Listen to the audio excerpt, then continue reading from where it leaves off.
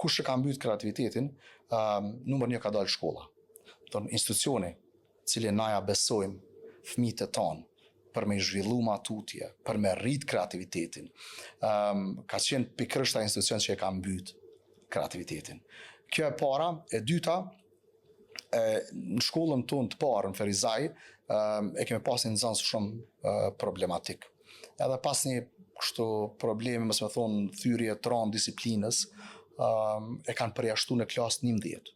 Unë atër s'kam qeni përfshim në shkollë, po kështu shumë nga ana që e marrë vetëm me do projekte ndërkombëtare, po e di si rast. Biles kur e kam përjashtu pa ta gëzu, me thonë drejtën, se u koni farë shlirimit që një nxënës si keq po e largojnë për shkollë. Sa mas 3 vjetë e takova rastësisht ato në rrugë dhe kur e pash unë iva pak fajtor. Me thonë thash, qysh je, qysh ke kalu, ku je, ajo tu shka ju, tha e kom ndërprej, thash, tha jo, prej si më keni përjashtu ju, mo e kom ndërprej shkollën. Unë iva shumë kesh, thash, wow.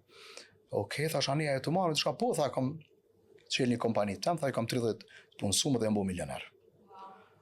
Thash, wow. Në Kosovë, në Ferizaj. Thash, wow. Ky djalë, cilin na këtë kena mendu që s'ka kur farë shpresën të, sa që o dashtë edhe me largu prej shkollës, për shkak të sjelljeve jotë mirë, domethënë ka pas një talent, cilin as s'kena arrit me as zbulu. Nështë hiperaktiviteti i madh nuk është kuptu sakt. Absolutisht, domethënë ai ka pas talent cilin as s'kena arrit me as zbulu.